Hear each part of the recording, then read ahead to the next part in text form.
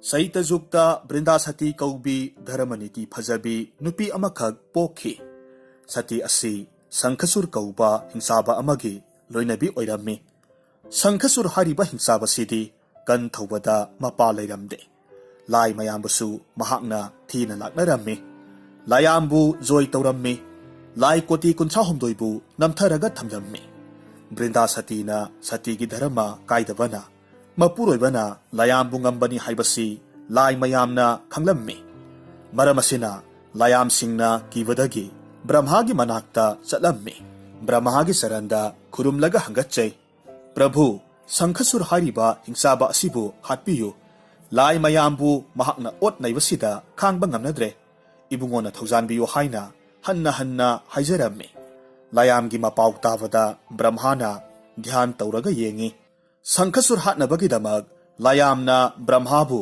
ꯄꯨꯖꯥ ꯇꯧꯔꯛꯂꯦ꯫ ꯕꯤꯁꯅꯨꯅ ꯕ꯭ꯔꯍ꯭ꯃꯥꯗ ꯁꯪꯈꯁꯨꯔ ꯍꯥꯠꯅꯅꯕ ꯊꯧꯖꯥꯜ ꯑꯃꯠꯇ ꯄꯤꯅꯕꯤꯌꯨ ꯍꯥꯏꯅ ꯍꯥꯏꯖꯔꯝꯃꯤ꯫ ꯕ꯭ꯔꯍ꯭ꯃꯥ, ꯅꯪꯒꯤ ꯀꯔꯤ ꯅꯔꯥ ꯂꯩꯗꯨꯅ ꯁꯪꯈꯁꯨꯔꯅ ꯉꯝꯂꯤꯕꯅꯣ?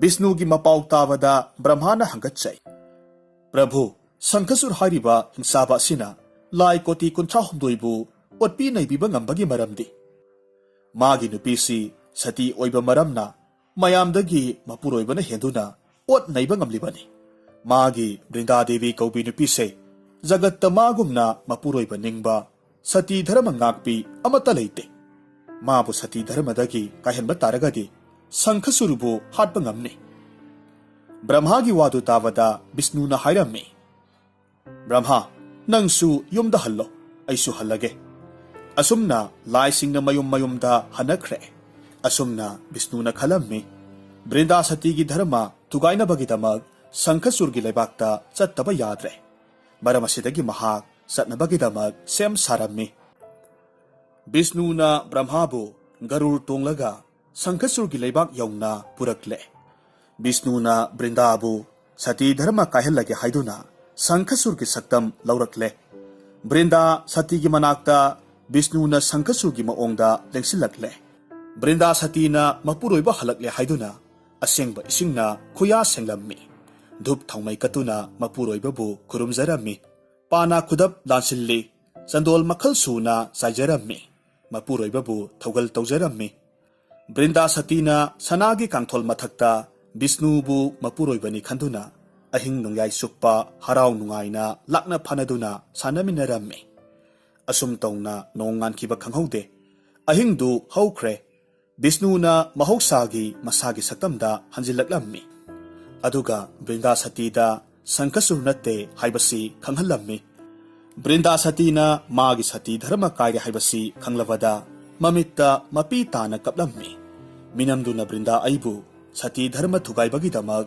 ꯕꯤꯁꯅꯨ ꯅꯪꯁꯨ ꯅꯨꯡ ꯑꯣꯜꯂꯣꯀꯣ ꯍꯥꯏꯅ ꯁꯥꯞ ꯇꯧꯔꯛꯂꯝꯃꯤ꯫ ꯕꯤꯁꯅꯨ ꯁꯇꯤꯒꯤ ꯁꯥꯞꯅ ꯅꯨꯡ ꯑꯣꯟꯕ ꯇꯥꯔꯕꯗ ꯕꯤꯁꯅꯨꯅ ꯕ꯭ꯔꯤꯟꯗꯥ ꯁꯇꯤꯗ ꯁꯥꯞ ꯇꯧꯔꯝꯃꯤ, ꯕ꯭ꯔꯤꯟꯗꯥ, ꯅꯪꯁꯨ ꯎ ꯑꯣꯟꯗꯨꯅ ꯂꯩꯃꯥꯏꯊꯛꯇ ꯍꯧꯔꯣ꯫ ꯇꯨꯜꯁꯤꯒꯤ ꯑꯪꯁꯗ ꯕ꯭ꯔꯤꯟꯗꯥ ꯅꯪꯅ ꯇꯤꯟꯗꯨꯅ ꯀꯂꯤꯖꯨꯛ ꯌꯧꯔꯕꯗ ꯂꯩꯃꯥꯏꯊꯛꯇ ꯎ ꯑꯣꯏꯅ ꯍꯧꯗꯨꯅ ꯂꯦꯝꯅ ꯃꯥꯡꯗꯕ ꯑꯣꯏꯔꯣ꯫ ꯕ꯭ꯔꯤꯟꯗꯥ ꯁꯇꯤ ꯍꯥꯏꯕ ꯋꯥꯔꯤꯁꯤ ꯃꯤꯄꯨꯝ ꯈꯨꯗꯤꯡꯅ ꯇꯥꯔꯒ ꯕ꯭ꯔꯤꯟꯗꯥ ꯁꯇꯤꯅ ꯁꯇꯤ ꯙꯔꯃ ꯉꯥꯛꯅ ꯆꯠꯄꯅ ꯃꯄꯨꯔꯣꯏꯕꯕꯨ ꯊꯥꯡ ꯇꯥ ꯆꯪꯗꯕ ꯑꯣꯏꯍꯜꯂꯤ ꯍꯥꯏꯕꯁꯤ ꯈꯪꯅꯖꯔꯁꯅꯨ꯫ ꯕꯤꯁꯅꯨꯒꯤ ꯈꯨꯕꯥꯛꯇ ꯁꯪꯈꯁꯨꯔ ꯃꯊ꯭ꯋꯥꯏ ꯊꯥꯔꯣ ꯍꯥꯏꯅ ꯇꯝꯂꯛꯄꯅ ꯕ꯭ꯔꯤꯟꯗꯥꯕꯨ ꯕꯤꯁꯅꯨꯅ ꯁꯇꯤ ꯙꯔꯃ ꯊꯨꯒꯥꯏꯕ ꯉꯝꯕꯅꯤ꯫ ꯑꯁꯨꯝꯅ ꯍꯥꯏꯔꯝꯃꯤ꯫ ꯃꯇꯥꯡꯁꯤꯗ ꯁꯪꯈꯁꯨꯔ ꯍꯜꯂꯛꯂꯝꯃꯤ꯫ ꯃꯍꯥꯛꯅ ꯕꯤꯁꯅꯨꯗ ꯍꯥꯏꯔꯝꯃꯤ, ꯍꯦ ꯕꯤꯁꯅꯨ, ꯅꯊ꯭ꯋꯥꯏ ꯁꯤꯅꯤꯡꯗ꯭ꯔꯕꯗꯤ ꯆꯠꯍꯧꯔꯣ꯫ ꯑꯩꯒꯤ ꯀꯣꯅꯨꯡꯗ ꯂꯣꯟꯅ ꯆꯪꯗꯨꯅ ꯑꯩꯒꯤ ꯂꯥꯟꯖꯗ꯭ꯔꯕꯤ ꯁꯇꯤ ꯑꯣꯏꯕꯤ ꯅꯨꯄꯤꯕꯨ ꯂꯧꯅꯝ ꯇꯧꯗꯨꯅ ꯁꯇꯤ ꯙꯔꯃ ꯊꯨꯒꯥꯏꯔꯤꯕ ꯀꯔꯤꯒꯤꯅꯣ? ꯁꯪꯈꯁꯨꯔ ꯍꯥꯏꯕ ꯍꯤꯡꯆꯥꯕ ꯑꯩꯒꯤ ꯏꯒꯨꯟ ꯇꯥꯗꯕ꯭ꯔꯥ? ꯍꯧꯖꯤꯛꯇꯤ ꯅꯍꯥꯛ ꯆꯦꯜꯍꯧꯔꯣ꯫ ꯀꯔꯤꯒꯨꯝꯕ ꯆꯦꯜꯍꯧꯗ꯭ꯔꯒꯗꯤ ꯑꯩꯅ ꯅꯪꯕꯨ ꯅꯊ꯭ꯋꯥꯏ ꯂꯧꯔꯒꯅꯤ꯫ ꯂꯥꯌꯥꯝꯕꯨ ꯉꯝꯕ ꯁꯪꯈꯁꯨꯔ ꯑꯩꯅꯤ꯫ ꯄꯨꯝꯅꯃꯛ ꯃꯥꯏꯊꯤꯕ ꯄꯤꯔꯝꯂꯕꯅꯤ꯫ ꯀꯔꯤ ꯅꯇꯤꯛ ꯅꯒꯨꯟ ꯂꯩꯗꯨꯅ ꯑꯩꯕꯨ ꯂꯥꯟ ꯁꯤꯡꯅꯔꯤꯕꯅꯣ? ꯁꯪꯈꯁꯨꯔꯒꯤ ꯋꯥꯍꯩꯁꯤꯡꯗꯨꯗ ꯕꯤꯁꯅꯨꯅ ꯃꯣꯃꯣꯟ ꯅꯣꯛꯅ ꯈꯨꯝꯃꯤ, ꯍꯥꯏ ꯁꯪꯈꯁꯨꯔ ꯍꯥꯏꯕ ꯍꯤꯡꯆꯥꯕ, ꯑꯗꯨꯛ ꯍꯥꯛꯅ ꯅꯥꯄꯜ ꯇꯧꯒꯅꯨ꯫ ꯅꯈꯨꯠꯇ ꯈꯨꯠꯂꯥꯏ ꯄꯥꯏꯈꯠꯂꯨ꯫ ꯕꯤꯁꯅꯨ ꯏꯇꯤꯛ ꯈꯪꯍꯟꯒꯦ꯫ ꯂꯥꯟ ꯇꯧꯕꯁꯤꯗ ꯑꯩꯅ ꯅꯍꯥꯛꯄꯨ ꯀꯤꯒꯗꯕ ꯅꯠꯇꯦ꯫ ꯕꯤꯁꯅꯨꯁꯨ ꯈꯨꯠꯂꯥꯏ ꯄꯥꯏꯔꯦ, ꯁꯪꯈꯁꯨꯔꯁꯨ ꯈꯨꯠꯂꯥꯏ ꯄꯥꯏꯈꯠꯂꯦ꯫ ꯑꯀꯟꯕ ꯃꯑꯣꯡꯗ ꯂꯥꯟ ꯊꯦꯡꯅꯔꯝꯃꯤ꯫ Bisnuna lirung ten paikhatle tenjai lising lising kapsilaklammi Sangkhasurnasu tenjai singdu thabat thabat kakhatle Bisnuna maigi tel kaplaktuna Sangkhasur ki mabukta paale Sangkhasur laimaida ture Sangkhasur ki masapum namag maina phong launa sakle Sangkhasurna sawanbadagi thamchet saba telbu kaplaklammi Bisnuna irai laina kakhatlammi Bisnuna sauba henman kivadagi sakra langsilakle sakrana thaduna Sangkhasur laimaida wantharaga tare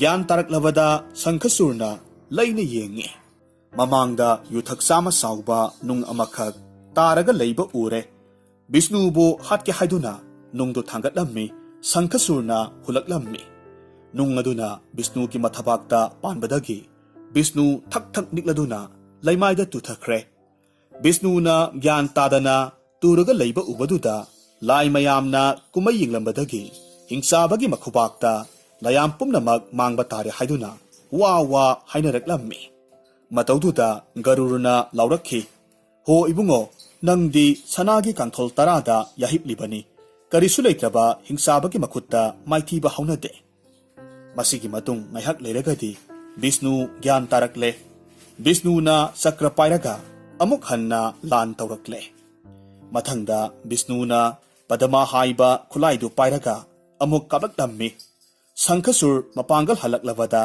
Brinda satida onsilaklammi aduga hairammi Brinda nangna lisat nairudabana Sangkhasur aise laigi mayokta leppa ngamdabani Sangkhasur gi wadu tawada Brindana hairammi ibungo nanai aidi nupigi jata pokpana wakhal thenbi oibana Bisnuna ibungo gi saktam lauraga minam tawbikhre nanaibu sati dharma tugaibikre ibungobu hatnanaba nanai sati ibungobu hatnabagidamag nanai aibu sati tugaibibani haibase khangja haudre waru biganu nanai aidi Bisnu gi seba phanglure bidhina tambo oikhre asumna hairammi tanja sida Bisnuna sutrason langsilaklammi Sangkhasur gi makhut ani makhong ani du kakhatle makhong makhut yaudravada Sangkhasur laimaida on thoina khangle Sangkhasurna thawai tharamdai matamda Bisnuna pap singdu kokpiraga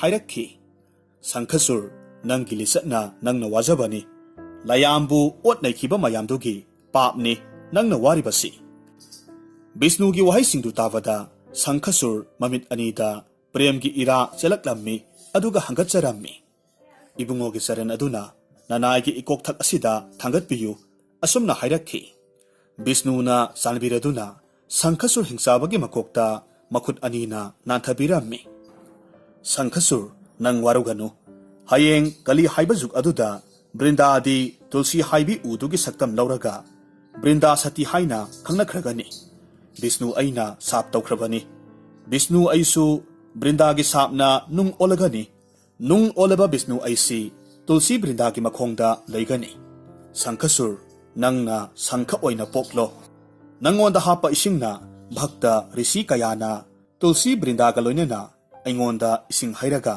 Sri Hari ki bhakta athoibo oisanu Sangkhada ising haptana katpa taragadi Bisnu aina lauroi wahai singsi haiba loisilaklaba kanda Sangkhasur gi aroiba yahip tankhre Brinda satina mapuroiba leitrabaduda hinglubagi kanaba leitre nanai aibu lanbiro ipapsi kokpiro hairakhi Brinda gi wahaidu tawada Bisnuna momon nokna hairammi Brinda nahakna hayeng kalijukta tulsi oina prithibigi mathakta hauba matamduda nangi namingna tulsi Brinda sati haina kauragadabani jiba pumnamakna nangbu latkadabani nangbu thawaidaba mi singdudi imung manungdu awaba tasanu Bisnu aina sila nunggi masak oina lauraga nangi nakhongda lengdana leigani miyoibana pap leiraba dasa phatrabadi tulsi Brinda nangbu lasaraga awa ana leitaba oisanu Brinda nangbu latpa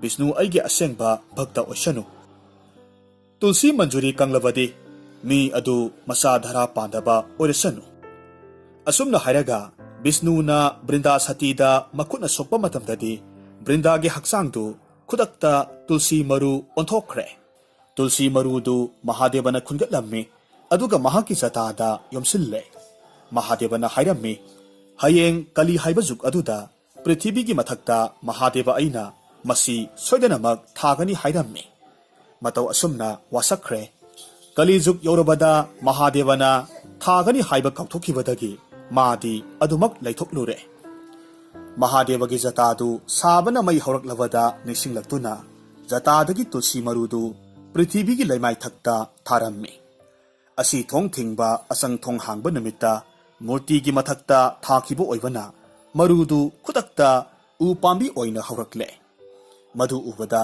ꯃꯍꯥꯗꯦꯕꯅ ꯇꯨꯃꯤꯟꯅ ꯌꯦꯡꯂꯒ ꯂꯩꯔꯝꯃꯤ꯫ ꯈꯪꯍꯧꯗꯅ ꯍꯔꯥꯎꯃꯟꯈꯤꯕꯗꯒꯤ ꯃꯍꯥꯗꯦꯕꯅ ꯈꯨꯠ ꯋꯥꯡꯅ ꯊꯥꯡꯒꯠꯂꯒ ꯂꯩꯅ ꯂꯩꯅ ꯖꯒꯣꯏ ꯁꯥꯔꯝꯃꯤ꯫ ꯕ꯭ꯔꯍ꯭ꯃꯥꯁꯨ ꯀꯪꯉꯥ ꯇꯣꯡꯉꯒ ꯊꯨꯡꯂꯔꯦ꯫ ꯂꯥꯌꯥꯝꯁꯤꯡ ꯑꯃꯠꯇ ꯆꯤꯊꯗꯅ ꯃꯐꯝꯗꯨꯗ ꯂꯥꯛꯅꯔꯝꯃꯤ꯫ ꯖꯒꯣꯏ ꯍꯩꯕꯤꯅ ꯖꯒꯣꯏ ꯁꯥꯏ, ꯏꯁꯩ ꯍꯩꯕꯅ ꯏꯁꯩ ꯁꯛꯏ, ꯄꯨꯡ ꯌꯩꯕ ꯍꯩꯕꯅ ꯄꯨꯡ ꯌꯩ꯫ ꯑꯉꯛꯄ ꯐꯪꯅ ꯅꯨꯡꯉꯥꯏꯅꯔꯦ꯫ ꯍꯥꯏꯔꯤꯕ ꯅꯨꯃꯤꯠ ꯑꯁꯤꯗꯒꯤꯗꯤ ꯇꯨꯜꯁꯤ ꯃꯅꯥꯕꯨ ꯁ꯭ꯔꯤ ꯍꯔꯤꯒꯤ ꯆꯔꯟꯗ ꯀꯠꯄ ꯍꯧꯅꯈ꯭ꯔꯦ꯫ ꯕ꯭ꯔꯍ꯭ꯃꯥꯒ ꯃꯍꯥꯗꯦꯕꯒ ꯃꯈꯣꯏ ꯑꯅꯤꯅ ꯇꯨꯜꯁꯤ ꯃꯅꯥꯕꯨ ꯃꯀꯣꯛꯇ ꯊꯦꯠꯄ ꯍꯧꯔꯛꯂꯦ꯫ ꯂꯥꯌꯥꯝꯅ ꯇꯧꯔꯤꯕ ꯃꯇꯧꯗꯨꯗ ꯒꯪꯒꯥꯅ ꯁꯥꯎꯅ ꯂꯥꯛꯂꯝꯃꯤ꯫ ꯒꯪꯒꯥꯅ ꯕ꯭ꯔꯤꯟꯗꯥꯗ ꯍꯥꯏꯔꯝꯃꯤ, ꯕ꯭ꯔꯤꯟꯗꯥ, ꯅꯪꯒ ꯒꯪꯒꯥ ꯑꯩꯒ ꯆꯠꯁꯤ, ꯕ꯭ꯔꯍ꯭ꯃꯥꯒꯤ ꯃꯅꯥꯛꯇ ꯍꯪꯅꯔꯨꯁꯤ, ꯑꯩꯈꯣꯏꯅꯤꯁꯤ ꯀꯅꯥꯅ ꯍꯦꯟꯅ ꯆꯥꯎꯕꯒꯦ ꯍꯥꯏꯕꯗꯨ ꯈꯪꯅꯔꯨꯁꯤ꯫ ꯕ꯭ꯔꯤꯟꯗꯥ ꯁꯇꯤ ꯒꯪꯒꯥꯒ ꯂꯣꯏꯅꯅ ꯕ꯭ꯔꯍ꯭ꯃꯥꯒꯤ ꯃꯅꯥꯛꯇ ꯂꯥꯛꯂꯝꯃꯤ꯫ ꯕ꯭ꯔꯍ꯭ꯃꯥꯗ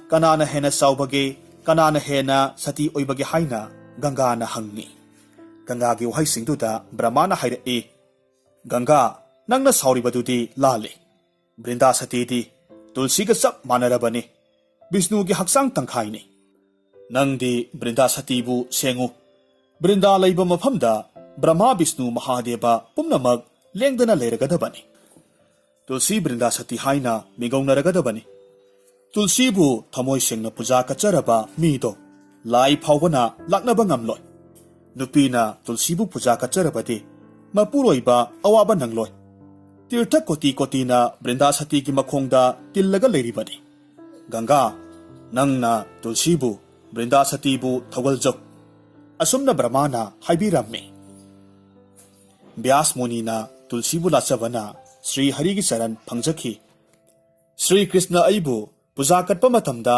తులసి ꯃꯅꯥ ꯌꯥꯎꯗ꯭ꯔꯕꯗꯤ ꯁꯅꯥ ꯂꯨꯄꯥꯅ ꯍꯩꯔꯕꯁꯨ ꯀ꯭ꯔꯤꯁꯅ ꯑꯩꯅ ꯂꯧꯗ꯭ꯔꯦ꯫ ꯁꯪꯈꯆꯨꯔꯅ ꯄꯣꯛꯈꯤꯕ ꯁꯪꯈꯗ ꯏꯁꯤꯡ ꯍꯥꯞꯂꯒ తులసి ꯃꯊꯛꯇ ꯍꯩꯊꯖꯔꯒ ꯁꯪꯈꯒꯤ ꯏꯁꯤꯡꯗ ꯕ꯭ꯔꯤꯟꯗꯥ ꯃꯅꯥ ꯊꯥꯗꯔꯕꯗꯤ ꯀ꯭ꯔꯤꯁꯅ ꯑꯩꯅ ꯈ꯭ꯋꯥꯏꯗꯒꯤ ꯁꯦꯡꯂꯦ ꯍꯥꯏꯅ ꯂꯧꯒꯗꯧꯔꯤꯕꯅꯤ꯫ ꯁꯟꯙ꯭ꯌꯥ ꯃꯇꯝꯗ తులసి ꯃꯈꯣꯡꯗ ꯙꯨꯞ ꯊꯥꯎꯃꯩ ꯀꯠꯂꯕꯗꯤ ꯙꯨꯞꯀꯤ ꯃꯩꯈꯨꯅ ꯀꯥꯏꯔꯛꯂꯕꯗ ꯍꯤꯡꯁꯥ ꯌꯥꯏꯇꯝꯕ ꯑꯃꯠꯇ ꯆꯪꯕ ꯉꯝꯗ꯭ꯔꯦ꯫ ꯁꯪꯈꯆꯨꯔꯅ ꯁꯪꯈ ꯑꯣꯏꯔꯗꯨꯅ ꯕ꯭ꯔꯤꯟꯗꯥ ꯁꯇꯤꯒ ꯂꯣꯏꯅꯅ ꯂꯩꯖꯔꯦ꯫ తులసి ꯃꯈꯣꯡꯒꯤ ꯃꯨꯇꯤꯀꯥꯅ ꯈ꯭ꯋꯥꯏꯗꯒꯤ ꯑꯁꯦꯡꯕ ꯆꯟꯗꯜꯅꯤ꯫ ꯑꯁꯤ ꯍꯥꯏꯗꯨꯅ ꯕꯤꯁꯅꯨꯅ ꯃꯨꯇꯤꯀꯥꯕꯨ ꯁꯤꯖꯤꯟꯅꯔꯦ꯫ తులసి ꯕ꯭ꯔꯤꯟꯗꯥ ꯃꯈꯣꯡꯗ ꯕ꯭ꯔꯍ꯭ꯃꯥ, ꯕꯤꯁꯅꯨ, ꯃꯍꯥꯗꯦꯕ ꯂꯥꯌꯥꯝꯅ ꯄꯨꯟꯅ ꯇꯤꯜꯂꯒ ꯂꯩꯔꯦ꯫ ꯁꯣꯔꯥꯔꯦꯜꯒꯤ ꯖꯒꯣꯏ ꯁꯥꯕꯤ ꯃꯌꯥꯝꯅ ꯏꯕꯦꯝꯃꯒꯤ ꯊꯧꯒꯜ ꯇꯧꯔꯒ ꯂꯩꯔꯤꯕꯅꯤ꯫ తులసిꯒꯤ ꯃꯈꯣꯡꯗ ꯙꯨꯞꯅ ꯆꯤꯡꯕꯒꯤ ꯃꯩꯉꯥꯜ ꯐꯪꯕ ꯃꯐꯝꯗꯨ ꯁꯅꯤꯅ ꯌꯦꯡꯁꯤꯟꯕ ꯉꯝꯗꯦ꯫ ꯑꯁꯨꯝ ꯇꯧꯅ ꯕ꯭ꯔꯤꯟꯗꯥ ꯁꯇꯤꯅ ꯋꯥꯁꯛ ꯉꯥꯛꯇꯨꯅ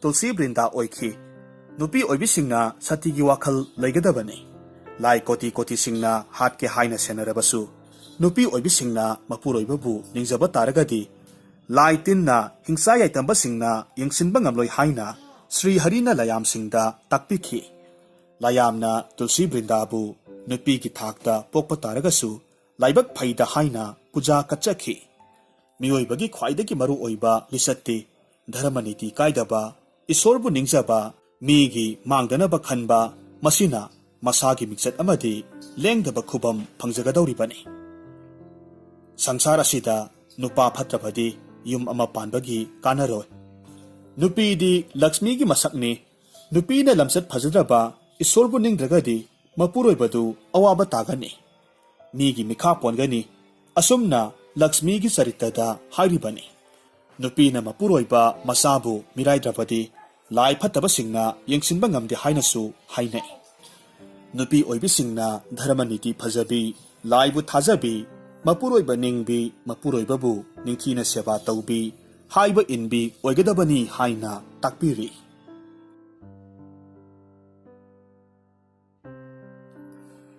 ꯍꯧꯖꯤꯛ ꯑꯃꯨꯛ ꯇꯥꯃꯤꯟꯅꯔꯁꯤ ꯐꯨꯡꯒꯥꯋꯥꯔꯤ ꯂꯝꯁꯟ. ꯊꯥꯏꯅ ꯃꯃꯥꯡꯉꯩꯗ ꯇꯥꯏꯕꯪ ꯃꯤꯅ ꯆꯤꯡꯒꯤ ꯁꯨꯔꯨꯡꯗ ꯂꯩꯔꯤꯉꯩꯒꯤ ꯋꯥꯔꯤꯅꯤ. ꯃꯔꯤꯡ ꯀꯥꯡꯂꯨꯞ ꯑꯃ ꯆꯤꯡꯒꯤ ꯑꯆꯧꯕ ꯁꯨꯔꯨꯡ ꯑꯃꯗ ꯂꯩꯔꯝꯃꯤ. ꯃꯇꯝ ꯀꯨꯏꯅ ꯂꯩꯔꯛꯄꯗꯒꯤꯗꯤ ꯃꯤꯁꯤꯡ ꯍꯦꯟꯒꯠꯂꯛꯄꯗꯒꯤ ꯁꯨꯔꯨꯡꯗꯨꯗ ꯆꯠꯂꯛꯇ꯭ꯔꯦꯗꯣ. ꯆꯠꯂꯛꯇꯕꯁꯤꯒꯤ ꯃꯊꯛꯇ ꯁꯨꯔꯨꯡꯒꯤ ꯃꯄꯥꯜ ꯊꯪꯕ ꯊꯣꯡ ꯑꯣꯏꯔꯤꯕ ꯁꯔꯨꯛ ꯑꯗꯨꯗ ꯆꯥꯎꯔꯕ ꯅꯨꯡꯖꯥꯎ ꯑꯃꯈꯛꯅ ꯃꯊꯛꯇ ꯌꯥꯜꯂꯒ ꯂꯩꯕꯗꯒꯤ ꯆꯠꯊꯣꯛ ꯆꯠꯁꯤꯟ ꯇꯧꯕꯗ ꯀꯨꯟꯊꯔꯒ ꯆꯠꯇ꯭ꯔꯒꯗꯤ ꯌꯥꯔꯝꯗꯦ. ꯑꯉꯥꯡ ꯃꯆꯥꯁꯤꯡꯒꯤꯗꯃꯛꯇꯗꯤ ꯐꯔꯦ, ꯑꯍꯟꯗꯗꯤ ꯑꯣꯟꯊꯣꯛꯅ ꯈꯨꯗꯣꯡ ꯆꯥꯗꯕ ꯍꯥꯏꯕꯗꯨ ꯑꯣꯏꯔꯝꯃꯤ. ꯁꯨꯔꯨꯡ ꯃꯅꯨꯡꯗ ꯂꯩꯔꯤꯕ ꯃꯌꯥꯝꯗꯨꯒꯤ ꯆꯥꯅ ꯊꯛꯅꯅꯕ ꯄꯨꯝꯅꯃꯛ ꯃꯄꯥꯟꯗꯒꯤꯅꯤ. ꯐꯧ, ꯆꯦꯡ, ꯃꯅꯥ ꯃꯁꯤꯡ, ꯁꯥꯒꯤ ꯁꯥꯗꯨꯝ ꯃꯄꯥꯟꯗꯒꯤꯅꯤ. ꯈꯨꯂꯥꯛꯄ ꯔꯥꯡꯃꯨꯇꯤꯜꯅ ꯃꯌꯥꯝꯁꯤꯒꯤ ꯂꯨꯆꯤꯡꯕꯅꯤ. ꯃꯥꯒꯤ ꯋꯥꯌꯦꯜ ꯊꯧꯗꯥꯒꯤ ꯃꯈꯥꯗ ꯃꯌꯥꯝꯁꯤ ꯂꯩꯔꯤꯕꯅꯤ. ꯆꯥꯎꯔꯕ ꯅꯨꯡꯖꯥꯎ ꯑꯃꯒꯤ ꯃꯊꯛꯇ ꯌꯥꯟꯊꯔꯒ ꯂꯩꯕꯁꯤꯅ ꯈꯨꯟꯖꯥꯁꯤꯡꯗꯨ ꯑꯋꯥꯕꯒꯤ ꯃꯁꯛ ꯑꯣꯏꯔꯛꯄꯁꯤ ꯀꯨꯏꯔꯦ. ꯆꯠꯊꯣꯛ ꯆꯠꯁꯤꯟ ꯊꯕꯛ ꯊꯅ ꯑꯃꯠꯇ ꯅꯤꯡꯊꯤꯅ ꯄꯥꯡꯊꯣꯛꯄ ꯉꯝꯗ꯭ꯔꯦ. ꯁꯥꯊꯤꯅ ꯑꯄꯟꯕ ꯍꯥꯏꯕꯗꯨ ꯑꯣꯏꯔꯛꯂꯝꯃꯤ. ꯄꯣꯠꯆꯥꯎ ꯑꯃꯠꯇ ꯄꯨꯁꯤꯜꯂꯛꯄꯁꯨ ꯌꯥꯗ꯭ꯔꯦ.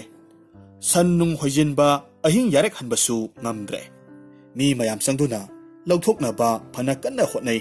ꯑꯗꯨꯕꯨ ꯃꯊꯪ ꯃꯊꯪ ꯂꯣꯟꯅꯔꯤꯕ ꯅꯨꯡꯁꯤꯡꯗꯨ ꯑꯃꯨꯛ ꯇꯥꯔꯛꯂꯒ ꯃꯃꯥꯏꯗꯨ ꯄꯨꯟꯁꯤꯟꯈꯤꯒꯗ꯭ꯔꯥ ꯍꯥꯏꯕꯒꯤ ꯑꯀꯤꯕꯗꯒꯤ ꯀꯥ ꯍꯦꯟꯅ ꯈꯨꯠ ꯊꯥꯔꯨꯕ ꯉꯝꯗ꯭ꯔꯦ. ꯑꯗꯨꯒ ꯑꯃꯔꯣꯝꯗ ꯆꯞ ꯌꯨꯡꯅ ꯉꯝꯈ꯭ꯔꯕ ꯅꯨꯡꯄꯥꯛꯇꯨꯒꯤ ꯃꯊꯛꯇ ꯀꯔꯝꯅ ꯈꯨꯅꯥꯝ ꯁꯦꯝꯂꯒ ꯃꯊꯛꯇ ꯀꯥꯔꯨꯅꯤ? ꯃꯈꯨꯜ ꯃꯆꯥ ꯑꯃꯕꯨꯗꯤ ꯍꯨꯠꯂꯕꯅꯤ. ꯑꯗꯨꯕꯨ ꯅꯨꯡꯗꯨ ꯏꯟꯊꯒꯗꯕꯗ ꯊꯋꯥꯏ ꯃꯥꯡꯅꯤꯡꯉꯥꯏ ꯑꯣꯏꯕꯗꯒꯤ ꯀꯅꯥꯃꯠꯇꯅ ꯊꯧꯅꯥ ꯐꯕ ꯉꯝꯗ꯭ꯔꯦ. ꯑꯁꯨꯝꯅ ꯐꯅ ꯌꯥꯝꯅ ꯍꯣꯠꯅꯗꯨꯅꯁꯨ ꯃꯍꯩ ꯌꯥꯟꯗ꯭ꯔꯕꯗꯨꯗ ꯈꯨꯂꯥꯛꯄ ꯔꯥꯡꯃꯨꯇꯤꯜꯅ ꯃꯄꯥꯡꯒꯜ ꯐꯔꯕ ꯁꯥ ꯃꯌꯥꯝ, ꯑꯆꯥ ꯑꯊꯛ ꯃꯌꯥꯝ ꯄꯤꯖꯅꯤ ꯍꯥꯏꯗꯨꯅ ꯅꯨꯡꯗꯨ ꯏꯟꯊꯣꯛꯄꯤꯅꯅꯕ ꯍꯥꯏꯖꯔꯝꯃꯤ. ꯀꯩ, ꯅꯣꯡꯁꯥ, ꯁꯟ ꯂꯥꯕ, ꯏꯔꯣꯏ, ꯁꯥꯃꯨ ꯃꯌꯥꯝꯅ ꯃꯊꯪ ꯃꯊꯪ ꯍꯣꯠꯅꯔꯛꯄꯗ ꯀꯔꯤꯃꯠꯇ ꯀꯥꯟꯅꯗ꯭ꯔꯦ. ꯑꯔꯣꯏꯕꯗ ꯃꯇꯨ ꯂꯪꯅ ꯅꯥꯟꯕ, ꯃꯁꯥ ꯐꯕ ꯂꯝꯁꯟ ꯃꯔꯥꯏꯕꯛ ꯌꯦꯡꯅꯅꯕ ꯊꯣꯔꯛꯂꯦ. ꯃꯥꯅ ꯊꯣꯔꯛꯂꯒ ꯃꯌꯥꯝꯗ ꯍꯥꯏꯔꯝꯃꯤ, ꯐꯔꯦ ꯃꯤꯑꯣꯏꯕ ꯁꯥ, ꯑꯩꯅ ꯀꯔꯤꯒꯨꯝꯕ ꯅꯨꯡꯖꯥꯎꯁꯤ ꯏꯟꯊꯣꯛꯄ ꯉꯝꯂꯒꯗꯤ ꯑꯩꯕꯨ ꯂꯧ ꯈꯣꯏꯕꯗ ꯈꯪꯗꯦ, ꯄꯣꯠ ꯆꯤꯡꯕꯗ ꯈꯪꯗꯦ, ꯀꯔꯤꯒꯨꯝꯕ ꯃꯈꯜ ꯑꯃꯠꯇꯒꯤ ꯊꯕꯛ ꯑꯃꯠꯇ ꯁꯤꯖꯤꯟꯅꯔꯣꯏ ꯍꯥꯏꯗꯅ ꯋꯥꯁꯛꯄꯤꯌꯨ. ꯑꯗꯨꯒ ꯑꯃꯅ, ꯀꯅꯥꯒꯨꯝꯕ ꯑꯃꯠꯇꯅ ꯑꯊꯤꯡꯕ ꯑꯃꯠꯇ ꯄꯤꯗꯅ ꯏꯅꯤꯡ ꯇꯝꯅ ꯂꯩꯖꯕ ꯃꯁꯤꯒꯤ ꯑꯌꯥꯕꯁꯤꯒ ꯃꯌꯥꯝꯅ ꯄꯤꯅꯕꯤꯌꯨ. ꯑꯩꯅ ꯍꯥꯏꯖꯔꯤꯕ ꯋꯥꯁꯦ ꯃꯌꯥꯝꯅ ꯌꯥꯕꯤꯕ ꯇꯥꯔꯒꯗꯤ ꯅꯨꯃꯤꯠ 6ꯅꯤꯒꯤ ꯃꯇꯝ ꯄꯤꯕꯤꯌꯨ. ꯍꯥꯏꯔꯤꯕ ꯅꯨꯃꯤꯠ 6ꯅꯤꯁꯤꯒꯤ ꯃꯅꯨꯡꯗ ꯅꯨꯡꯖꯥꯎꯁꯤ ꯑꯩ ꯁꯣꯏꯗꯅꯃꯛ ꯏꯟꯊꯣꯛꯆꯒꯦ. ꯃꯌꯥꯝꯗꯨ ꯑꯃꯠꯇ ꯊꯥꯖꯗꯦ. ꯅꯨꯡꯖꯥꯎ ꯑꯗꯨꯅ ꯅꯜꯂꯒ ꯁꯣꯏꯗꯅꯃꯛ ꯁꯤꯔꯒꯗꯧꯕ ꯄꯣꯠꯅꯤ. ꯑꯗꯨꯃꯛꯄꯨ ꯂꯝꯁꯟꯅ ꯃꯗꯨ ꯉꯝꯕ ꯇꯥꯔꯒꯗꯤ ꯃꯥꯅ ꯍꯥꯏꯕ ꯄꯨꯝꯅꯃꯛ ꯌꯥꯔꯦ ꯍꯥꯏꯗꯨꯅ ꯃꯌꯥꯝꯅ ꯃꯉꯣꯟꯗ ꯊꯥꯖꯕ ꯄꯤꯔꯦ. ꯃꯌꯥꯝꯅ ꯌꯥꯕꯗꯒꯤ ꯂꯝꯁꯟ ꯃꯇꯝ ꯏꯃꯥꯡ ꯃꯥꯡꯍꯟꯗꯅ ꯊꯧꯔꯥꯡ ꯄꯨꯝꯅꯃꯛ ꯁꯦꯝ ꯁꯥꯔꯦ. ꯌꯥꯝꯅ ꯂꯨꯈ꯭ꯔꯕ ꯊꯕꯛꯅꯤ ꯃꯍꯥꯛꯅ ꯇꯧꯒꯗꯧꯔꯤꯕꯁꯤ. ꯃꯈꯥꯒꯤ ꯅꯨꯡꯖꯥꯎꯗꯨ ꯍꯦꯛ ꯏꯟꯊꯣꯛꯂꯨꯕꯗ ꯃꯊꯛꯇꯒꯤ ꯃꯔꯣꯜ ꯃꯌꯥꯝꯗꯨ ꯀꯤꯟꯊꯔꯛꯀꯗꯧꯔꯤꯕꯅꯤ. ꯈꯨꯗꯛꯇ ꯅꯜꯂꯒ ꯁꯤꯕ ꯌꯥꯔꯤꯕꯅꯤ. ꯑꯗꯨꯃꯛꯄꯨ ꯇꯣꯛꯄ ꯌꯥꯗꯦ, ꯏꯖꯠꯀꯤ ꯋꯥꯐꯝꯅꯤ. ꯂꯝꯁꯟꯅ ꯃꯥꯒꯤ ꯀꯜꯂꯕ ꯃꯁꯤ ꯑꯅꯤꯗꯨꯅ ꯅꯨꯡꯖꯥꯎꯗꯨꯒꯤ ꯃꯇꯥ ꯆꯥꯕ ꯃꯐꯝ ꯌꯦꯡꯂꯒ ꯃꯨꯛꯇꯨꯅ ꯊꯝꯃꯤ. ꯈꯨꯗꯨꯝꯒꯤ ꯃꯈꯣꯡ ꯑꯅꯤꯗꯨꯁꯨ ꯈꯣꯡꯐꯝ ꯆꯦꯠꯀꯗꯕ ꯃꯑꯣꯡ ꯌꯦꯡꯂꯒ ꯊꯥꯔꯦ. ꯑꯗꯨꯒ ꯑꯔꯩꯕ ꯃꯄꯥꯡꯒꯜ ꯐꯨꯗꯣꯛꯂꯝꯃꯤ. ꯅꯨꯃꯤꯠ 8ꯅꯤ ꯆꯨꯞꯅ ꯏꯜꯂꯛꯄꯕꯨ ꯅꯨꯡꯗꯨ ꯃꯁꯤ ꯁꯨꯛꯂꯦꯡ ꯂꯦꯡꯗꯦ. ꯑꯌꯨꯛ ꯅꯨꯃꯤꯠ ꯊꯣꯔꯛꯄꯗꯒꯤꯅ ꯅꯨꯃꯤꯠ ꯇꯥꯔꯛꯄ ꯐꯥꯎꯕ ꯉꯥꯏꯍꯥꯛꯇ ꯄꯣꯊꯥꯗꯕ ꯃꯈꯩ ꯍꯣꯠꯅꯔꯛꯄꯕꯨ ꯀꯔꯤꯃꯠꯇ ꯀꯥꯟꯅꯕ ꯂꯩꯇ꯭ꯔꯦ. 4ꯅꯤ ꯁꯨꯔꯛꯄꯗꯗꯤ ꯃꯁꯤ ꯃꯇꯣꯟꯅ ꯅꯝꯕꯗ ꯅꯨꯡ ꯃꯆꯦꯠ ꯈꯔ ꯀꯥꯗꯤ ꯀꯦꯜꯂꯤ. ꯑꯗꯨꯕꯨ ꯅꯨꯡꯖꯥꯎꯒꯤ ꯁꯔꯨꯛꯇꯤ ꯃꯁꯤ ꯂꯦꯡꯕ ꯉꯝꯗ꯭ꯔꯦ. ꯑꯁꯨꯝꯅ ꯍꯣꯠꯅꯔꯛꯄꯁꯤꯅ 6ꯅꯤ ꯁꯨꯕ ꯅꯨꯃꯤꯠꯇꯗꯤ ꯂꯝꯁꯟꯗꯨ ꯋꯥꯕꯒ ꯆꯣꯛꯊꯕꯒꯅꯦ ꯃꯁꯥꯗꯨ ꯂꯦꯡꯕ ꯐꯥꯎꯕ ꯉꯝꯗ꯭ꯔꯦ. ꯃꯄꯥꯡꯒꯜ ꯌꯥꯎꯗ꯭ꯔꯦ. ꯑꯗꯨꯕꯨ ꯑꯁꯥꯗꯤ ꯊꯥꯗꯣꯛꯄ ꯂꯩꯇꯦ. ꯑꯔꯣꯏꯕ ꯅꯨꯃꯤꯠꯅꯤ. ꯑꯌꯨꯛꯇ ꯃꯕꯨꯛ ꯊꯟꯅ ꯆꯥꯔꯦ. ꯑꯗꯨꯒ ꯃꯁꯥ ꯆꯣꯛꯊꯔꯤꯕꯗꯨ ꯐꯅꯅꯕ, ꯃꯄꯥꯡꯒꯜ ꯍꯪꯒꯠꯅꯕ ꯉꯥꯏꯍꯥꯛꯇꯪ ꯇꯨꯝꯒꯦ ꯈꯟꯗꯨꯅ ꯃꯔꯨꯞ ꯍꯨꯏꯗ ꯍꯥꯏꯖꯔꯝꯃꯤ, ꯃꯔꯨꯞ, ꯑꯩ ꯉꯥꯏꯍꯥꯛ ꯇꯨꯝꯖꯒꯦ. ꯍꯣꯔꯦꯟ ꯅꯨꯃꯤꯠ ꯂꯩꯊꯔꯛꯇ꯭ꯔꯤꯉꯩꯗ ꯃꯔꯨꯞꯅ ꯑꯩꯒꯤ ꯅꯥꯀꯣꯡꯗ ꯀꯟꯅ ꯈꯣꯡꯕꯤꯌꯨ. ꯑꯩꯕꯨ ꯈꯔ ꯍꯧꯗꯣꯛꯄꯤꯔꯛꯎ. ꯍꯨꯏꯅ ꯍꯣꯏ ꯍꯣꯏ ꯍꯧꯗꯣꯔꯛꯀꯦ ꯇꯨꯝꯃꯨ ꯑꯁꯨꯝꯅ ꯍꯥꯏꯕꯗꯒꯤ ꯂꯝꯁꯟꯗꯨ ꯇꯨꯝꯈ꯭ꯔꯦ.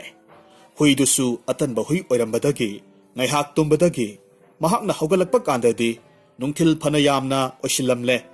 ꯄꯥꯈꯠꯇꯨꯅ ꯄ꯭ꯔꯞ ꯄ꯭ꯔꯞ ꯆꯦꯜꯂꯛꯂꯒ ꯂꯝꯁꯟꯒꯤ ꯃꯅꯥꯀꯣꯡꯗ ꯍꯧꯅ ꯑꯃꯨꯛꯇꯪ ꯈꯣꯡꯖꯤꯜꯂꯝꯃꯤ. lamsandu khangmankhibadagi huidubu saurammi. Huina haijabadagi lamsandu sauba nemthakre. Ngaihak potharubadagi lamsandu masa tekhalaklammi. Nung inbagi thabaktu amuk haukre. Mana masina sauraba nungdu inba ubaduda yengiba miyamdu noe.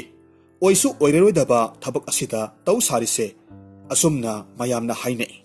Adubu lamsandi hanba laite. Mana tauriba thabak aduda pukning sangi. Yengliba babok singdu ngaihak asum noknarambadagi lamsanna areiba thauna pangal putuktuna hotnavadu ubaduda makhoi tumin laikre. Karigumba amadi soidana thoklaragani khanduna mathwai changna yengnai. Ngaihak hotnaraba matungda lamsan amuk potharammi. Numidang wairam osilakle numit tagadaba ngaihak ta ngaire. Lamsandu ngaihak potharubadagi masa tekhalakbadagi aroiba changyang taunanaba hawgallakhi. Ngasaygi hanagi phibamduda sectionna leiraga leijabi thaduna amuktang inbabu sauraba nungpaktu matek kharadi grong launa chatkhre. Adudagidi khongpham amuk semlaga anirak suba oina aroiba khuin amuktang inbabu nungjaudu hana palamiba adu nanthokhirammi. Lokha yongna grong grong takhre. Kumai yenglamliba mayamdu mangumna thokre. Lamsan magi thabaktuda mai pakle. Mayam pumnamakna khubak khuraga harauba phongduknakhi amadi lamsanbu angakpa phangna thagatnakhi. Hana yanakhibagi matung inna magi thabak pangthoklabanina magi apamba loinamak thongkhre. Aduna ngasi phawbada lamsanbu thabak amatta sijinadriba maning tamna umang wamangda chattuna leiribasigi maram asini. Pukning ani longdana thawai changna tawba thabakti soidana mag mai pa'i. Lamsanna aningba amaga loinana thawai manga khubakta haptuna hotnabadagi ngamgani thazaraba thabaktu mai pakhi.